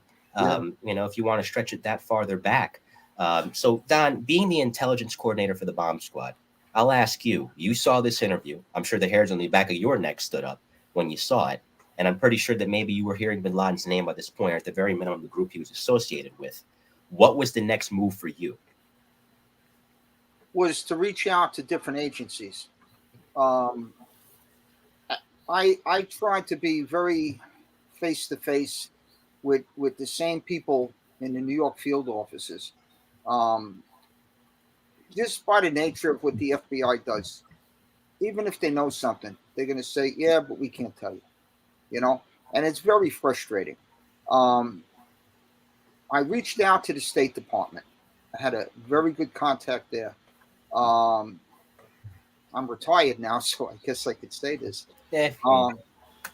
We had contacts overseas, also down in Virginia with a 3-letter agency, and we had a good line of communication, and everything was, you know, yeah, we got this, but you know, we really can't share this with you. I said, listen, all I need to know is to keep my guys alive, is the name of the group. I don't even need to know the name of the bomb maker, but if you have any technical information on that you can give me over the last 15, 20 years of their track record, you know, whether it's the PLO, the PFLP, Hamas, Hezbollah, I'll be able to put it together, and at least I can give something to our guys, you know, in reference to what the chief had said about putting the garbage trucks. That was around the 802nd Avenue. Yeah, that was the Israeli mission to the UN, and I will say again, I'm retired now. We had very good relations with them and people in the UN. I had worked there for 3.5 years before I came on a job, so I had an avenue to go to where I could talk to people discreetly to try to get information and bring it back to us. And the only caveat that I had from the State Department and a couple of other agencies was, listen, Don, we'll share certain things with you, but it better not show up in the New York Times tomorrow with some chief giving a briefing about it, because the door will be closed forever. And even when you got a government clearance, it's more about the relationship you have with the person that sponsors you. You know, it's your good word and your handshake mean more than anything. But if you violate that, the door is closed. But I walked a very fine line. There's a group in the FBI called the Office of Foreign Counterintelligence, and I was filmed constantly coming in and out of different consulates and UN headquarters and meeting with foreign nationals. I would always go back to Lieutenant Walter Boza. He would make the call to my sponsor in the State Department, and then later on that day or the next day, I would go down. First, I would debrief by Lieutenant Boza, and then I would go down to the State Department and get the brief there. But I know the FBI made some, I'm sure, discreet phone calls to say, who is this detective coming in and out of these foreign missions all the time? You know, and people. Hey, Don, if I can interrupt for a second, you know, you mentioned something, and I know Mike did it also, you know, earlier. We were getting a lot of good face-to-face information from John O'Neill. So I would sit with him. We'd have a cigar, you know, after business hours. John was terrific. John Miller was another good guy to talk to. Oh, yeah. He was a friend because he had been in the department. And then you had Mike McCann, the chief of security at the UN. Solid guy, and he had contacts. The Secret Service, you know, were close with us. Back in the day, we had, you know, something. And not a lot of it was actionable, but at least, you know, we could do some things. We ordered a citywide intelligence plan. You know, we estimated which were the likely targets in the city. what would we do, what do we need, et cetera, et cetera. All that started as a result of these different attacks. Hank and Zach, I'm going to spend some time on you guys now. And Hank, I'll start with you. 1998, by this point, EMS was merged into the FDNY 2 years prior, and we get the Special Operations Command formed July 1st, 1998 by the late Chief Ray Downey, another sad casualty of 9/11. Yeah. And Ray's thing was we have to be prepared for terrorism. What had happened 2 years prior was the Khobar Towers bombing in Saudi Arabia of 1996 that killed 19 U.S. soldiers. And let's not forget as well the bombings in Somalia that also killed numerous servicemen. So in that vein, you were assigned, Hank, to Squad 288 in Queens as an original member of the squad, which turns 25 next year. And you guys respond to hazmat emergencies and potential terrorist incidents. In that vein, having been at 1993 and then knowing Chief Downey as well as you did, and now being a part of SOC with him, how much of 1993 did he cite in any briefings at all with you guys? And what was the groundwork to respond to potential bombings that might happen down the road, or any terrorist incident for that matter? Well, you got to remember, I was a firefighter. I didn't like Chief Anemone. I wasn't at those high level meetings, you know. Okay. I was the grunt on the ground.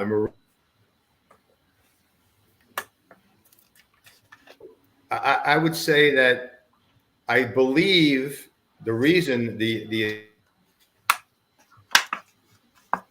I got some type of federal funding under the auspices of mass casualty and terrorism, and we would have weapons of mass destruction, whether it be a biochemical weapon, explosions, and so I think through that funding was how this squad started. Now the difference was with the squads were going to do everything that the rescue companies did, except the rescues. Like when I was in one, we also did rescue scuba diving. The squads were not going to get involved with scuba diving, but they were going to get involved with all the hazmat training. And when we, I remember some of the, we had to go back to the training academy and get certified in all the different levels, the level A suits, and we were learning to give ourselves epinephrine injections, and we had to use all the different hand tools with with the Gumby suit on. Your dexterity is compromised. They're extremely hot operating in those suits, but this was all the training that we had to do.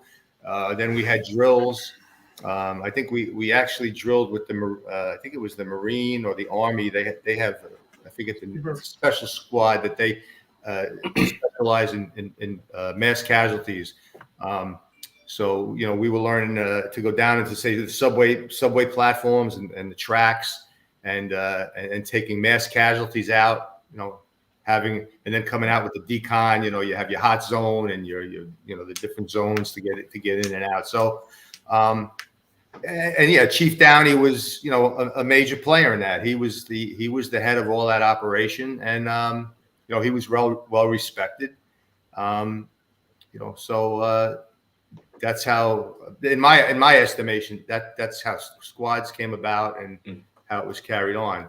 And I don't know how much time you have, and I don't know for these other gentlemen, but if you do have time, there's 2 points I want to make going back to the news clip you made with the people coming down, just to try to paint a picture for your audience, people that may not be too familiar, with Manhattan high rises.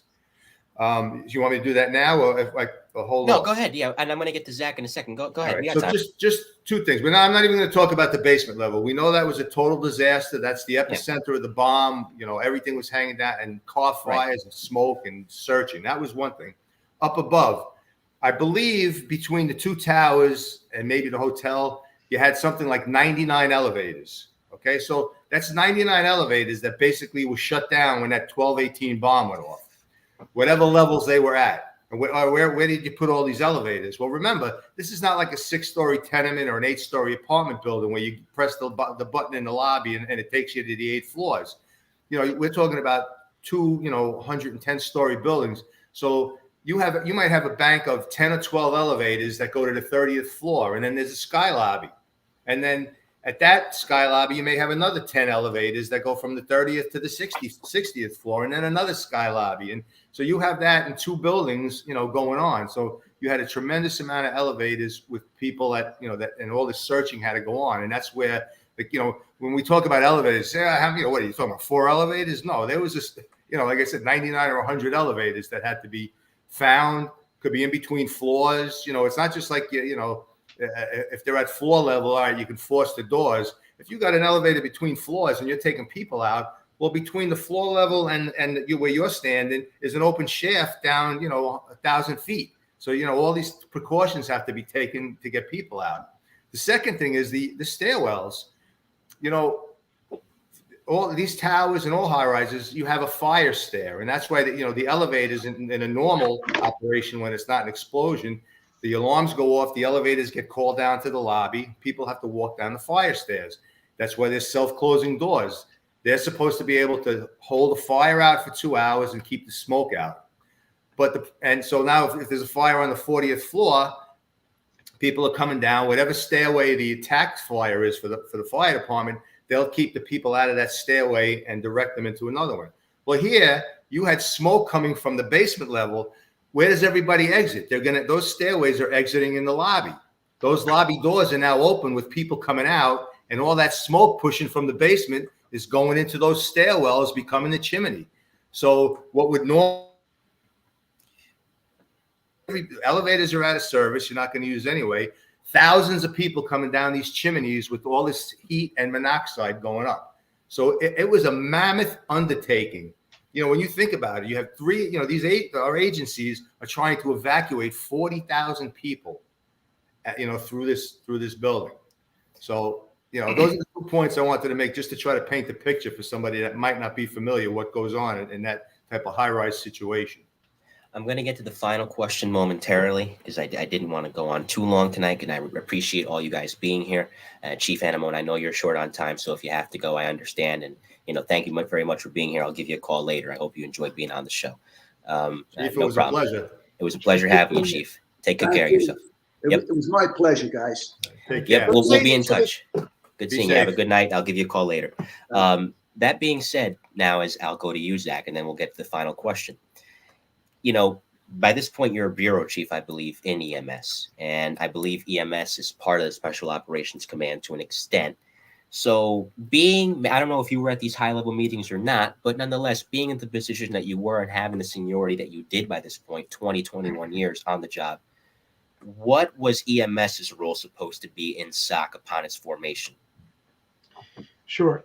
So let me preface that by, if I could, just make a couple of quick comments. So when you listed some of the other terrorist events that happened around the world in the mid-90s, 2 others that bear mentioning, and I think everyone here will agree, is the Oklahoma City, the Murrah Building bombing in 1995. Yep. And also in 1995, you had a very substantial attack by a group called Aum Shinrikyo, a terrorist attack in Tokyo, Japan. And Aum Shinrikyo attacked the Tokyo subway system, releasing a chemical nerve agent called sarin. And fortunately, they were not good at their chemistry, so they only managed to injure about 5,500 people, and I think they killed 12. Those 2 events, following on to what happened at the Trade Center in 1993, led to legislation called the Non-Lugar Dominici Act, put in place by the federal government that created a program to create a robust response to terrorist events in the nation's 120 largest cities. So that was the source of the funding that Hank mentioned, and that funding came to New York. In fact, New York was the pilot for the rollout of the Non-Lugar Dominici training program, and they put together teams, and you gentlemen may have been on some of those teams. I was on some of those teams that went literally to about 100 of the 120 largest cities in the country. And it was an amazing program because it was all train the trainer. We brought in the instructors from all the police, fire, EMS academies from those jurisdictions and trained them for 2 weeks in response to terrorist events. Bombings, explosives, chemical, biological, radiological, nuclear incidents. And the leave behind when we left those cities was a cache of equipment for the people that we now just trained. So that was the source of a lot of the evolution of response capabilities, including in New York City, hazmat companies, the squad companies, the EMS capability that created the HazTac program in New York City, and then evolved into rescue medics, etc. Started with that. In fact, there was a great program. It only stopped after 9/11, where they completed about 100 cities, and I'm not sure why that program didn't continue. At any rate, so that was the basis for it. Another element that I just wanted to mention was New York City's Urban Search and Rescue Task Force. So the USAR, Urban Search and Rescue, USAR, the USAR Task Force was a combination team from New York City Police, mostly ESU, and New York City Fire Department, mostly, I think, Special Operations Command, and New York City EMS, or Fire Department EMS, who was the medical component of that. That was created by FEMA. At that time, I think there were 25 teams put together by FEMA to deploy to these major emergencies where there were collapses, earthquakes, bombings, hurricanes, things like that. And of course, that program continues today all over the country. So, and they responded. The New York City team was mobilized that day, the Friday, February 26th of 1993, also in the response to the Trade Center. So, just some background to that. So what I'll get to now, and for those of you that want to check out my prior interview with Don, the first time he was on the show, he does mention discovering the VIN number that was linked to the truck used in the bombing and how that broke the case open. Diplomatic Security Service agents went ahead and arrested Ramzi Youssef in New Jersey after he foolishly returned. For an engineer, you would think that he would be a smarter guy than this, but he wasn't. He foolishly returned to get his deposit for the truck he'd rented for the bombing, but thank God he was stupid, because now he's in jail for the rest of his life, where he belongs. Could I just chime in for a second, Mike? Yes, go ahead. In regards to that, most people don't know this story, but it's known. It's known out there. He went back for his deposit because the FBI had done surveillance on all of them because of their connection with the Blind Sheik. Right. So the FBI knew that they were active in Jersey City Mosque and Fourth Avenue in Brooklyn Mosque, and knew of their associates. So when this happened, they weren't going back to the mosques. They weren't going back to the safe houses. They were looking to get out of the country. They had a plan. Now, the odd thing, well, odd, it may be considered odd. They were working on a budget. Bad guys got bean counters too, okay? Right. And the plan, it was Salome, not Ramzi Youssef. It was Salome. Mohammed Salome. Right, who rented the van and drove it. He was told, you go to the airport, you'll get on a plane, you fly back to Antwerp. Well, you'll fly to Antwerp, Belgium, where somebody will meet you and give you another passport and ID, and give you a ticket to fly back to Egypt, and you'll disappear in the lower valley of Egypt, with his cohorts. That was the plan. But he was $400 short because the bad guys on the other end, they ordered him the cheapest possible ticket you can get, which is for that of a child. It's almost comical. So he realizes he's $400 short. He can't go back to the mosque. He can't go back to any of the apartments or the safe houses. Everybody's on their own, trying to get out of the country. So he remembers, I got this receipt. I'm going to go back and I'm going to report it stolen, and that's how I'm going to get my money, and I'm going to the airport. So the way things were back in the day, he goes to the Ryder rental van company where he rented it in Jersey, and there's a sharp young college guy there, and he notifies the police, the FBI, and they send a team over there immediately. They tell him, we'll be glad to give you the money, but you have to go to the local police department and you have to file a missing stolen vehicle report. So he goes to the Jersey City Police, and he's like, I'm in a hurry, this, that. Listen, sit your butt over there and be quiet, and you're like number 12. You wait your turn. Meanwhile, the Joint Terrorist Task Force went there.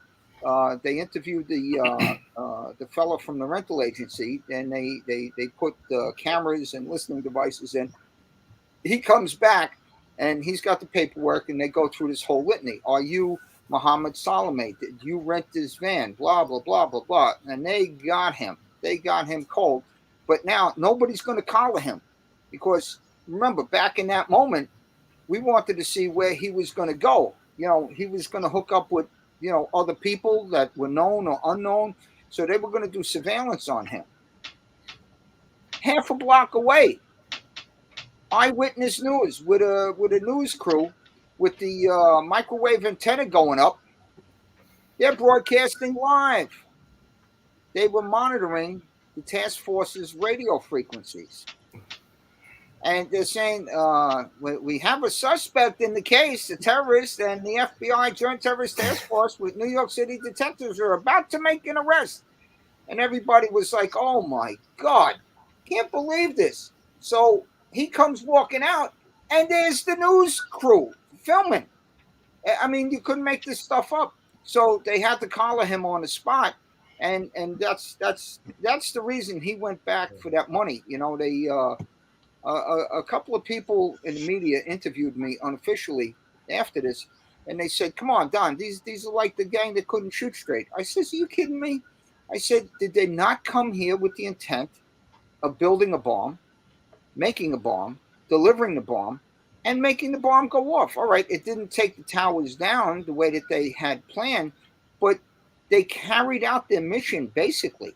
So I says, don't call them the gang that couldn't shoot straight. They actually accomplished, 90% of what they were trying to do. But that's kind of a little hidden gem, if you didn't know it, about why Mohammed Salome went back to get his $400.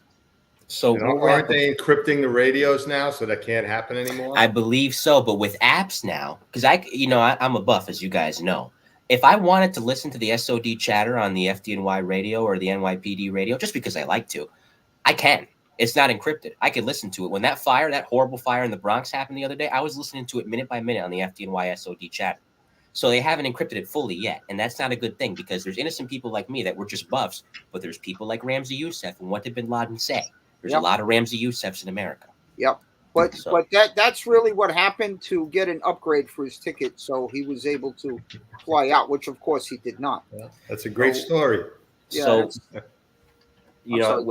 no, it's okay. I was going to say we'll get to this, and this is what we'll wrap up with. And I thank you guys, and Chief Anemone, I thank you as well. He had to go, and I'll talk to him later for being here.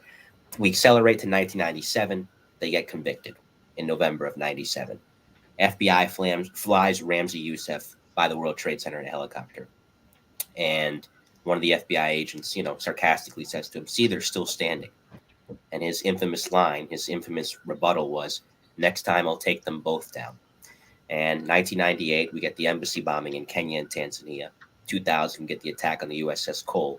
In 2001, of course, we get 9/11. All of you guys lost dear friends that day. Hank, Squad 288 and Hazmat 1, which was housed with you guys, was decimated. Zach, I'm sure you lost more friends than this, but 2 paramedics, Carlos Lillo and Ricardo Quinn, were killed. Don, you lost numerous friends from ESU, and I mentioned Detective Claude Richards from the bomb squad earlier, who had taken your role as intelligence coordinator when you had retired the year before. As we look back, and Hank, I'll start with you, 29 years later, after 93, after 01, after all these tragic losses of dear friends, good people, heroes, what are your reflections? Hank, I'll start with you. You know what? You got to be more specific. What are my reflections on that day, who I lost, or what am I thinking now? 1993, 29 years later. Well, I guess what I think about is, we lost. There were six civilians killed, numerous injured. No firefighters, cops, or EMS people. All did their job. 2001 came and it was horrific. And, I look back on them now and I just say, I have to say that I still think there's a tremendous threat out there. I do believe that all the agencies probably, maybe, I don't know if it's due to Homeland Security or just the fact that everyone realizes that they can't be holding information close to the vest, that I think there's probably better communication between the CIA, the FBI, Homeland Security, ATF, the NYPD bomb squad, all the powers to be that have information. The fact that we haven't had anything horrific like that, and then I know that there's a lot of terrorism plots that have been thwarted because of their good work. I mean, listen, I still worry if my kids go, into the city and are on a subway, or even when I come back to visit, that's always, it's like situational awareness. I'm always, like looking and thinking, and this could be the day. And we hope that we learned enough lessons that we can keep it, we can minimize what they can do to us here on our shores. That's what I hope and pray for. Before I get to Zach, and of course you mentioned the subways, a year after the Trade Center bombing in 93, we get the Edward Leary attempted subway bombing in December of 1994, which, Don, you remember, of course, and I'm sure you do too, Zach. So, Zach, your reflections in the context of everything that's happened since, now, how do you look back at February 26, 1993, 29 years later? I have to tell you, it's sort of interesting and ironic, but that non lugar dominici program that I mentioned, so there were a number of training modules and books that were put out for all those different courses.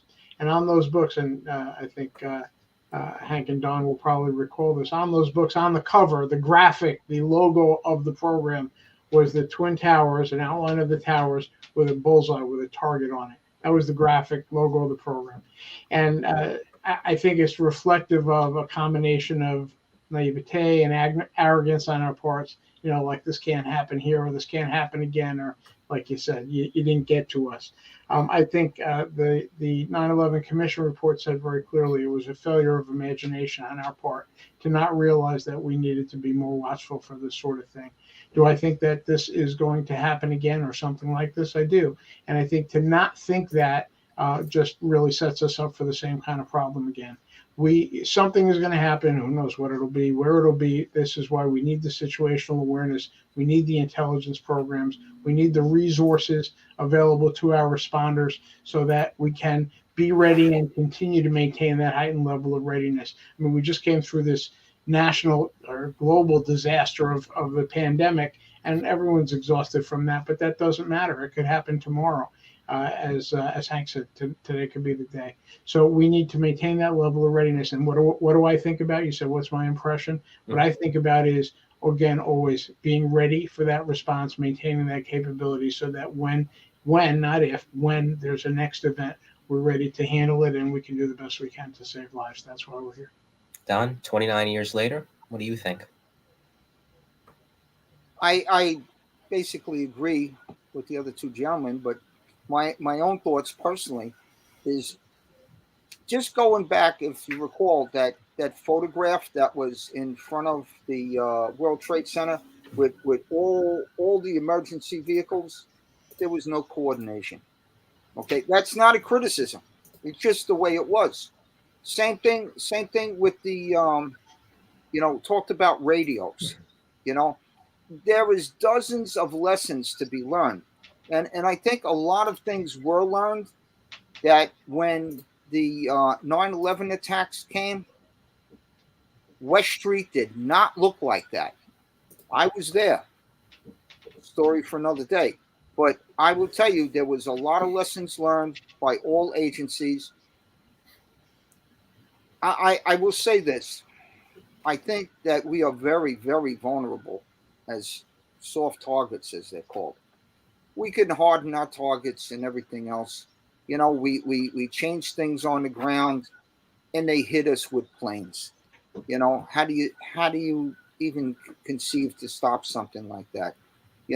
Again, a discussion for another day. Right. But I'm still a contractor.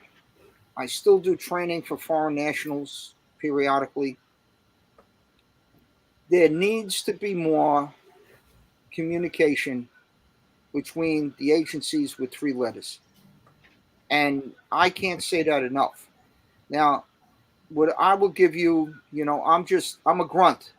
I'm the guy on the ground, whether I'm here or overseas training foreign nationals. When I work with guys from different agencies, these are guys I know for a long time. There's not a problem. just like in '93 when I worked with federal agents. There was not a problem. The problem was at the higher level, the bosses, the people with the big egos. Ray Kelly was going to noontime briefings, press briefings, with the agent in charge of the New York field office, James Fox. Ray Kelly wasn't told anything until James Fox stood up next to him at a table and announced what the progress was in the investigation.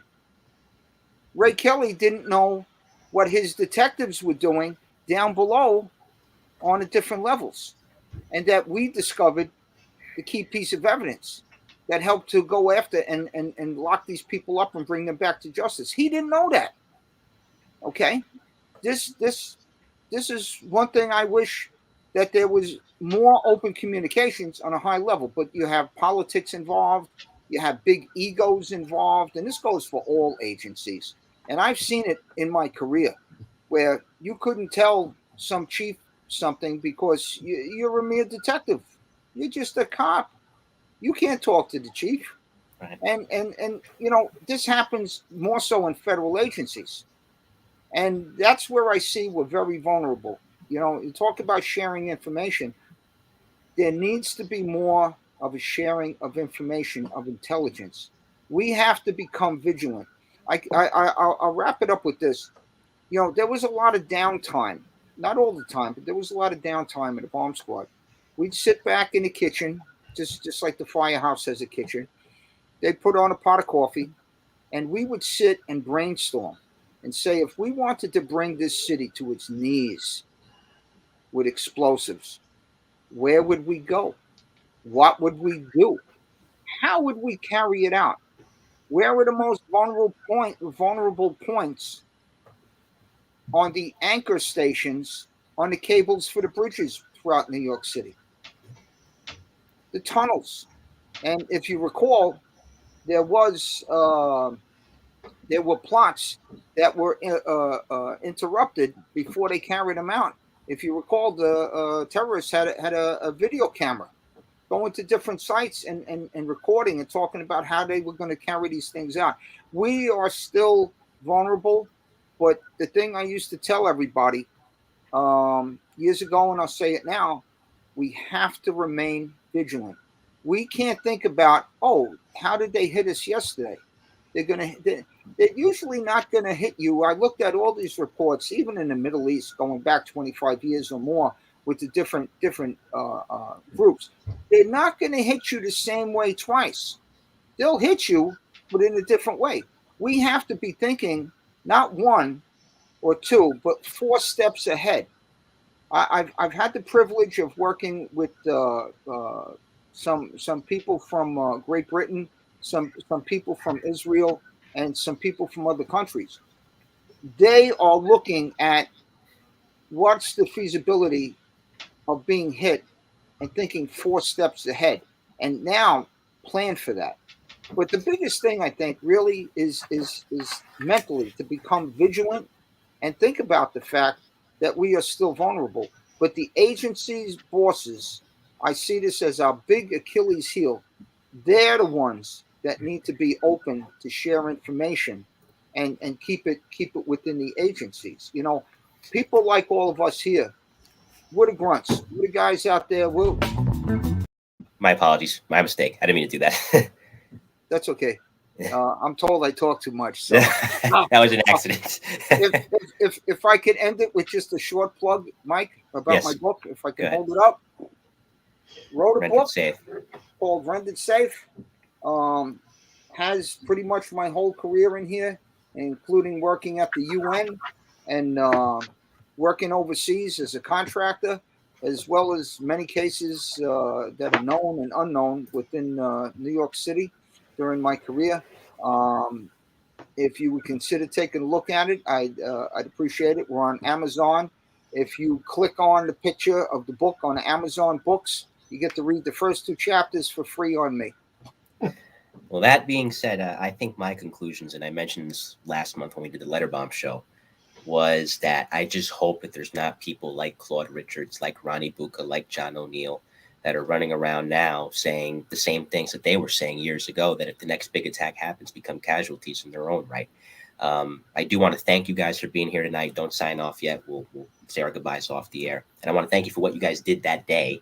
And again, 8 years later in 2001, and to you, Chief Anemone, who had to leave early, thank you as well, sir. And I do want to say this episode goes out to the memories of those 6 people who were lost that day. It goes out to John O'Neill. It goes out to Ronnie Bucca. And it goes out to Claude Richards as well. Those guys are not forgotten. And it's hard to believe it's been 29 years, but it's good to look back at this history so that we don't forget these people. And, you know, as Don said, you remember what could happen down the road if vigilance is not maintained. So that being said, this has been volume 19 of Tales from the Boom Room, Profiles of the NYPD Arson, Explosion, and Bomb Squad. I'm Mike Colón on behalf of Chief Louis Anemone, retired FDNY firefighter Hank Molle, NYPD Bomb Squad Detective Don Sadowy, and FDNY EMS Chief Zachary Goldfarb. I'm Mike Colón, and we will see you next time. Take care, everybody. Stay safe. Good night, all. It's been a pleasure.